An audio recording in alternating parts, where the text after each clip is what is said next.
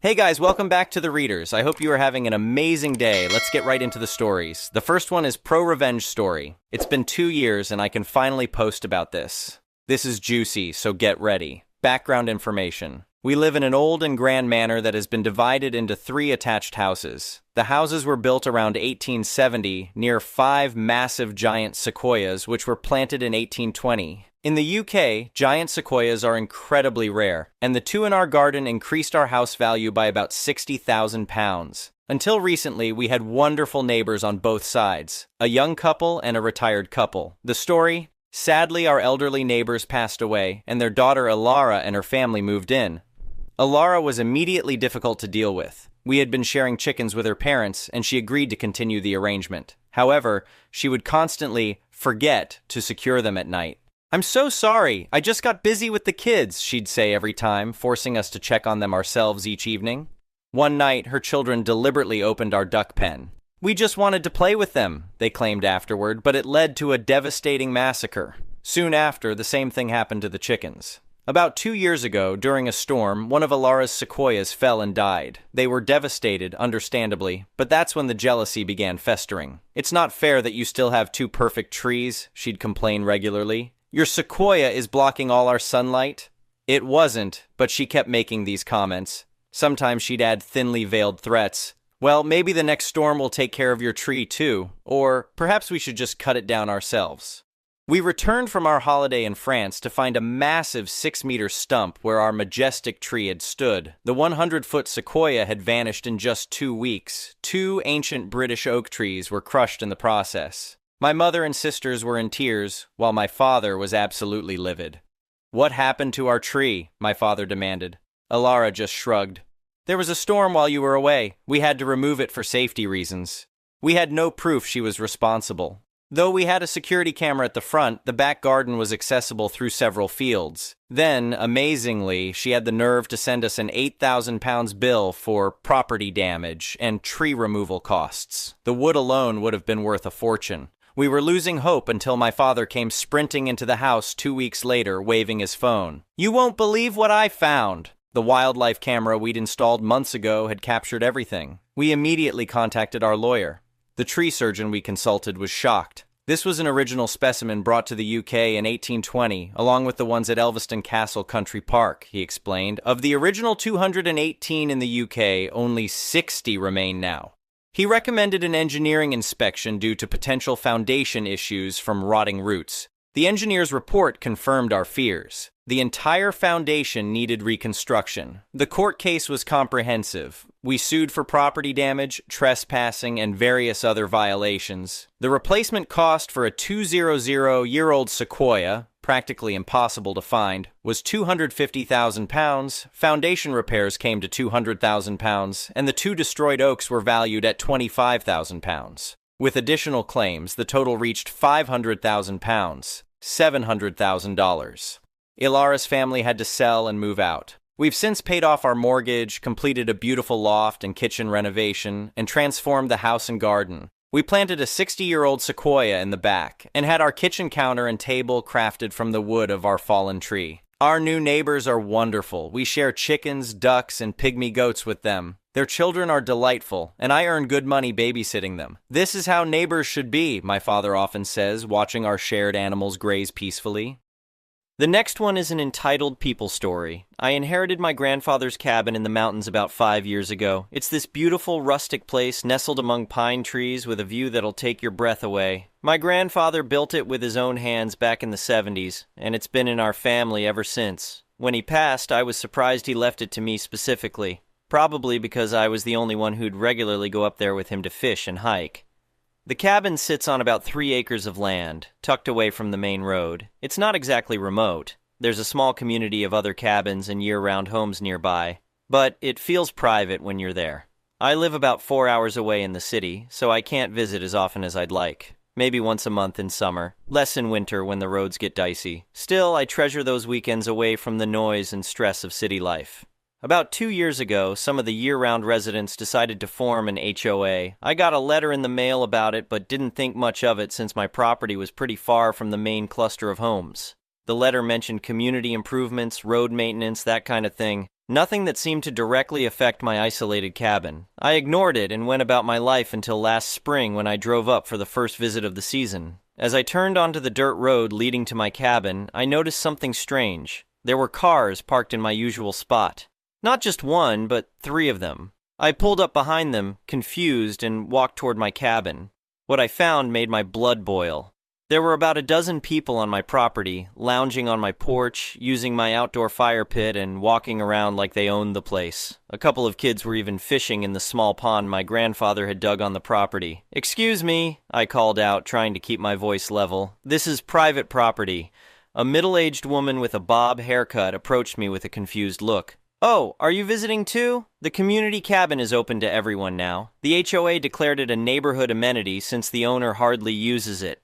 I blinked, trying to process what she just said. "I am the owner. This is my cabin. Who told you it was community property?" She looked genuinely surprised. "The HOA president, Julia Harmon. She told everyone at the last meeting that since this cabin sits empty most of the time, it was being converted to community use for all HOA members." I was stunned. I'd never agreed to join their HOA, let alone hand over my property for public use.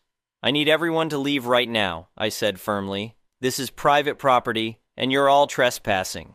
The woman started arguing, insisting that Julia had keys made for all the community members and that I must be mistaken.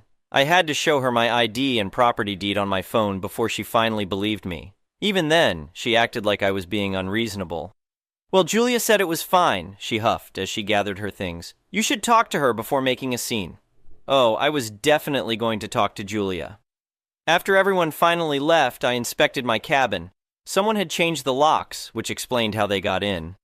Inside, I found evidence that people had been using my place regularly. Food in the fridge that wasn't mine, unfamiliar bedding on the beds, even some personal items scattered around. It was like walking into some bizarre alternate reality where my private property had been commandeered without my knowledge. I called a locksmith immediately to change the locks, then started making calls to find out who this Julia person was and what gave her the right to declare my property community land. It didn't take long to track her down. Everyone in the small community knew Julia Harmon, the self-appointed HOA president who lived in the largest house at the entrance to the community. The next morning, I drove straight to Julia's house and knocked on her door. A woman in her 50s with perfectly styled hair and an expensive-looking cardigan opened it, her smile dropping when she saw me. "Can I help you?" she asked, not inviting me in.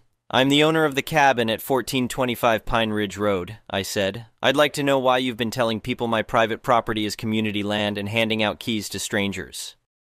Julia's expression hardened. "Oh, you must be the absentee owner. Well, we formed an HOA last year, and all properties within the community boundaries are subject to our bylaws. Since your cabin sits empty most of the time, the board voted to designate it as a community space." I couldn't believe what I was hearing. "I never joined your HOA. You can't just take someone's private property because they don't use it as often as you'd like." Julia crossed her arms. "Actually, membership is mandatory for all properties within the designated area. It's in the covenant, and our bylaws clearly state that underutilized properties can be repurposed for community benefit. Show me where I signed anything agreeing to this," I demanded. "You don't have to sign anything. When you purchased property in this area, you automatically agreed to abide by any future HOA regulations." I had to laugh at that. "My grandfather built this cabin in the 70s, long before your HOA existed. I inherited it from him. There's no way you can retroactively force me into an HOA I never agreed to join." Julia's smile turned condescending. "I think you will find the law says differently. We've filed all the proper paperwork. Your property falls within our jurisdiction, and you haven't been paying your dues. In fact, you owe us $2,400 in back fees, which is another reason we appropriated the cabin for community use." I was livid, but kept my cool. "I'll be consulting my lawyer about this. In the meantime, I've changed the locks, and I'm installing security cameras today. Anyone who sets foot on my property without my permission will be reported to the police for trespassing." "We'll see about that," Julia said, shutting her door in my face. I immediately called my lawyer, a college buddy who specialized in property law. He confirmed what I already suspected. They couldn't force me into their HOA if my property predated its formation, and they certainly couldn't declare my private property community land, regardless of how often I used it. He advised me to gather evidence of the trespassing and property damage, then send a cease and desist letter to the HOA board. Over the next few days, I installed security cameras around the cabin and put up no trespassing signs along my property line. I took photos of the changed locks and the items left behind by trespassers. My lawyer sent a strongly worded cease and desist letter to Julia and the HOA board demanding they stop claiming my property was part of their association and compensate me for the lock changes and any damage. Their response came quickly, a letter stating that my property was indeed part of the HOA regardless of when it was built and that I was in violation of multiple bylaws. They demanded I remove my unauthorized security cameras and threatened to fine me $100 per day until I complied with their regulations. That's when I decided to get serious. My lawyer filed a lawsuit against the HOA and Julia personally for trespassing, conversion of property, and slander of title. We also requested an emergency injunction to prevent them from continuing to claim authority over my property while the case proceeded. The judge granted the injunction, which meant they had to stop telling people my cabin was community property and stop trying to enforce their rules on me.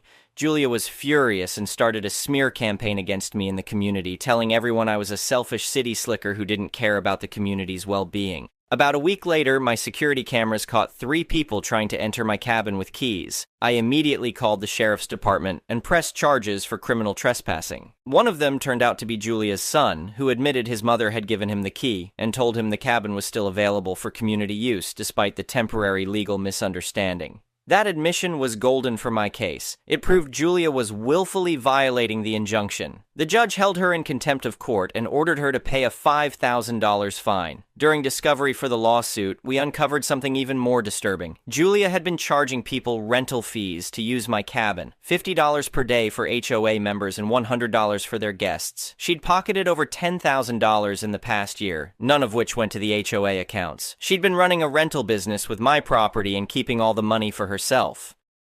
When this came to light, the other HOA board members were shocked. They claimed they thought I had actually agreed to let my cabin be used as a community space and had no idea Julia was charging people to use it. Several of them resigned from the board immediately. The case never made it to trial. Julia's lawyer advised her to settle after the evidence of her rental scheme came out. She agreed to pay me $25,000 in damages, plus my legal fees. The HOA had to publicly acknowledge that my property was not and had never been part of their association, and they had to send a notice to all residents stating that my cabin was private property and trespassing would result in criminal charges. Julia resigned as HOA president in disgrace when the other residents found out she'd been pocketing their money. She ended up selling her house and moving away a few months later, unable to face the neighbors she'd swindled.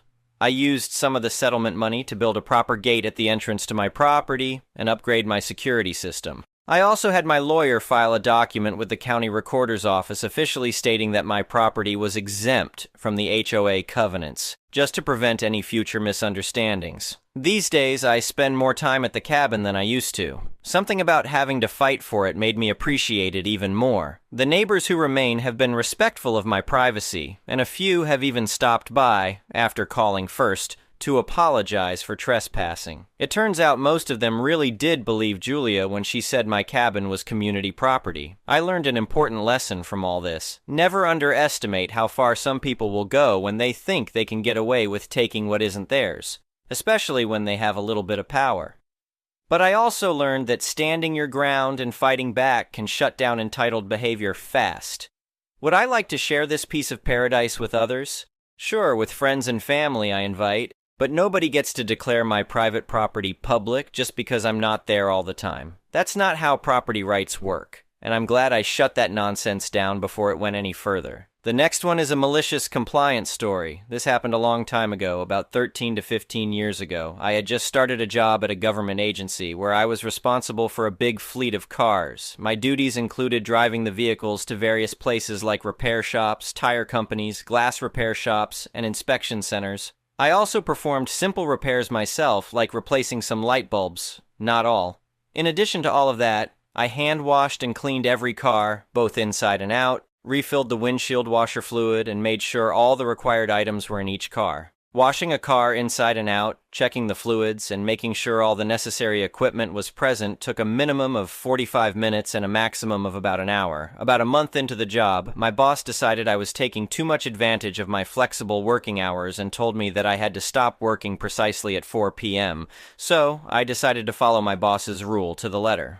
As the days went on, and if it was after 3:15 p.m., I didn't think I had enough time to start washing and fixing another car, so instead, I did other small tasks like sweeping the floor or restocking the supply room. After a few weeks of this, my boss noticed that fewer cars had been cleaned and fixed in total, so he called me into a meeting to ask why. That's when I brought up his policy that I had to leave at exactly 4 p.m. and that I shouldn't be taking advantage of my flexible hours. The boss suddenly realized why I had been taking advantage of the flexible hours before. I was simply working smart. Some days I would go home a little earlier after a car was finished, and on other days I needed an extra 5 to 20 minutes to complete a car.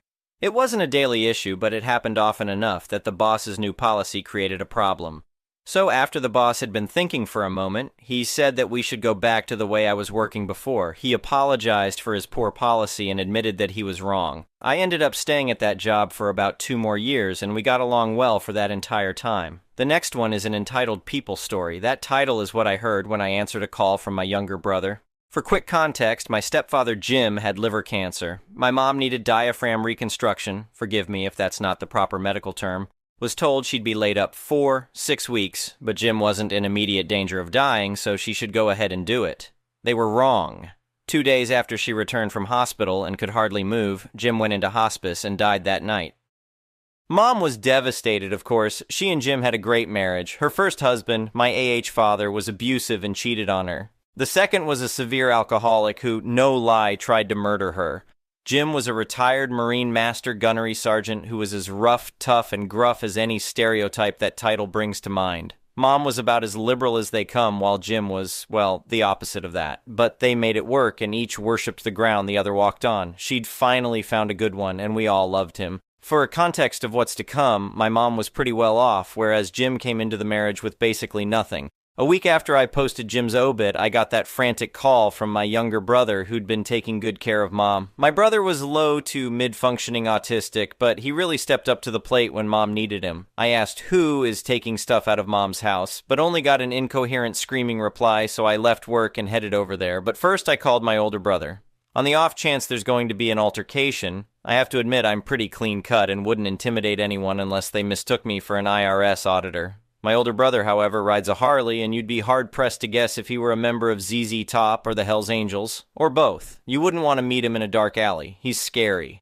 At Mom's, I found Jim's adult son from a previous marriage, who none of us even knew existed, loading things into a flatbed trailer hitched to a big pickup truck with the help of his own son, about 12 years old. I demanded to know just WTF did they think they were doing when his big heifer wife came out of the house, hiked up her sweatpants, and heaved her way over to us. Long story short, too late I know, they'd rented this trailer and driven all the way from Rochester, New York to Denver, Colorado, and by God, they were going to get what was rightfully theirs. Before I could get any further, both my brother and the police showed up. Good thing my brother didn't arrive before the cops because he looked ready to kill someone. Mom had sensibly called the police because she had no idea what was going on. Apparently, my younger brother had let these folks in when they identified themselves. They said their condolences to Mom, and then heifer wife proceeded to point out things throughout the house that she wanted, and her husband started loading them up. She had this weird notion that everything in a marriage is split 50-50ths, even after death, and they were just coming to take Jim's half. I'm not a lawyer, but I am pretty sure it doesn't work that way. I got most of that from their explanations to the police, who didn't stop me or my brother from taking everything back out of the trailer and truck bed. The officers forced politeness, but were obviously struggling not to roll their eyes and tell these people to get lost. "We'll be back!" shouted heifer wife as they left empty-handed. Sure enough, they showed up the next day. Mom gave them my phone number, said I was handling everything, and the cops were getting called if they tried to step 1 foot inside her home. Mom told me that Jim had a small rented storage space and they were welcome to take everything in it, so I gave them the address and met them there. Heifer wife was pretty pissed that there was nothing of value in this 5x5 rented closet. Sorting through Jim's stuff, she tossed his medals from Vietnam into the trash. Husband took some photo albums, not much else. While she's screaming what a waste of time this was, their 12-year-old son is outside looking very embarrassed. I spotted a very old Lionel train set in original box on a shelf, handed it to him and said, "I'm sure your grandfather would have wanted you to have this." It was probably the only thing of real value in there. They took off mostly empty-handed, shouting that I hadn't heard the last of this. I retrieved the military medals from the trash, Mom had them framed, and that was that. Or so I thought. A month later, Mom got some legal-ish document from a lawyer in Rochester demanding full disclosure of assets. I took it to a lawyer and he about fell out of his chair laughing. It wasn't even a court document, no lawsuit or anything, just an officious letter trying to scare Mom into some vague compliance. The lawyer advised not replying. Just ignore it. Which is exactly what we did. We never heard another peep from those idiots. But man, you gotta question how anyone can have such an inflated sense of entitlement that they think 50% of everything in their dead father's wife's house is rightfully theirs. Edit. I want to reply to everyone, but that feels like trying to inflate comments or something. I have to say, all your stories of going through similar incidences after losing a loved one are making me feel absolutely horrified. I know it happens, but it sounds like it's more common than I ever dreamed. We didn't even really lose anything, except, sadly, Jim in the end. But most of you did. Very, very sickened to hear that. To clarify about none of us even knowing about the son, I should state that my brothers and I didn't know about him. My mother did, but she figured that was not her story to tell, so she never told us. Jim's son went full no contact years earlier and wouldn't even let Jim meet his grandson. I suspect that maybe Jim was Marine Sergeant Strict, and maybe that son didn't have the happiest childhood. That was not the Jim we knew, however. He was the last person you'd ever want to go NC with. Mom had the son's contact info and wrote to him when Jim was diagnosed with cancer, and his prognosis wasn't good. He never bothered to reply to her or get in touch with his father. She wrote to him again after Jim's death, which is how they knew to show up. Jim's only asset was an insurance policy, and the designated beneficiary was a trust for my older brother's young son and daughter. Even though Jim wasn't their biological grandfather, he was the only grandpa they ever knew. It's enough to help each with education or down payment on a home someday. They adored him, and my nephew dreams of joining the Marines one day, to be just like Grandpa. The next one is an entitled parent story. I don't know if this goes here. I just needed to get it out. I confronted them today and I can't stop crying or shaking. I don't know why. I don't know what's wrong with me right now. I'm finally calming down a little to get this done. So I, 36 male, got into some trouble 15 years ago. I take all the responsibility for this, and even to this day I carry all the shame, guilt, and embarrassment for it. Also, this might come up. This is not cultural or religion. It's just shame to the family name. The situation when I was 19, my ID was stolen and being used in another state and created a situation where my driver's license was suspended nationwide. Somehow any and all notifications from the other state never made it to me. I started doing all the necessary things I needed to do to try and fix the problem. I, however, had a couple of tickets in my current state that I needed to pay but couldn't because I needed to pay my rent and keep my apartment. Also, at the time, my full-time job was having problems and was borderline shutting down, so to try and make ends meet, I was doing a lot of freelance work as well. Again, my fault. I knew the company was in trouble, but I was still holding out hope that things would get better. I was hoping that a couple more freelance jobs, and I would be able to finally pay the tickets. This was never the case, and the long story short of it, I was arrested and spent 2 weeks in jail. Not ideal, but I guess in the long run it worked out for the best by clearing the tickets in my home state. However, my family felt otherwise, and I was completely disowned because of this. I lost everything and everyone. The only reason I still had my apartment was because I had enough to cover the rent and the freelance work kept up. It took another 6 months, but I was finally able to get the other state to release my driver's license. I decided that since my family hated me, I didn't need them. So a year later, I changed my last name, phone number, and email. My social media is locked down so tight you would think I was hiding national security secrets. I was able to finish college and get settled into my career, and at this point, I'm happier than I have ever been. Enter current time, and 2 weeks ago, there was a knock on my door, and it was my mom and dad. Again, it had been 15 years, and I hadn't spoken to them not one word. The only thing I could get out of my mouth was, "How did you find me and what are you doing here?" My mom's response was $5,000 to a PI. Finally, a search of Facebook with just your first name found you and the PI confirmed it was you. I responded, "You didn't answer my second question. What are you doing here?" My mom again. "It's been 15 years. Looking at where you are, it seems you have learned your lesson and you are succeeding. You've missed out on a lot of things." I ended with, "Yes, I have learned my lesson. One of them is don't think anyone will ever help you or be understanding. even your family. And yes, I did succeed, and I did it entirely without you. Please leave and don't ever come back." Shut the door in their face, locked it, checked the back door, and closed all the curtains. I'm guessing they hung around for another 15 minutes knocking, demanding to be let in. I went back to bed, turned the fan on high, and went back to sleep. I did some research, and I have missed out on a lot. I have nieces and nephews, brothers and sisters-in-laws, but the truth is, I don't know any of them, and I don't think I need to. I live a very quiet life. I can count on two hands how many friends I actually have. A friend said I may have taken it too far, that I should have given them a chance, and if I didn't like what they had to say, then I could have told them to go away. I was hoping that this was going to be the end of it, but not they have taken to stalking me. I'll be completely honest, they are harmless, but just a real pain in the ass, and also I have been ducking with them and having some fun with the help of a friend. He now calls them fleas and will check on me asking if I have fleas or not. It's kind of funny. If I say yes, then it's game on. The first night he came over and we walked downtown to a really expensive restaurant that I knew they were never going to go to. Another night we went to the porn store. That was the best one. This past week, the way my days off fell, I had a 5-day stretch, so I decided to go to the city for a few days. I'm walking distance to the Amtrak station, and they followed me. I kept my AirPods in the whole time, and I know they were trying to talk to me, but I ignored the entire time. People on the platform even were telling me that they were talking to me, and I said that I know, but I don't want to deal with them. The train came, and I got on and left them to watch. I loved it. It got to the point I finally had to acknowledge them.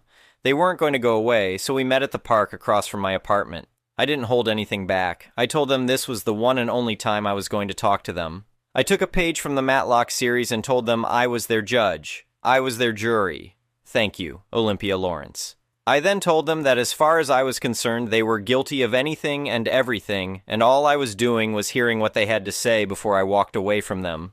I asked them that why, now after 15 years, they are demanding to be back in my life and why they made the decisions they did to disown me. They told me that I ruined the family name and that the shame I brought to the family was horrible and that this was the only way to make it right, was to get rid of me. They said that recently my name has been coming up in conversation and that the family has grown with a lot of new people. That brother and sister-in-law are asking questions about who is Brinley. That I have a niece who they think I would love and get along with, and the same for a nephew who was born last year and now should be the time to fix things. They said that looking at my apartment and the life I had, that I must have learned my lesson about being a better person and managing my life better.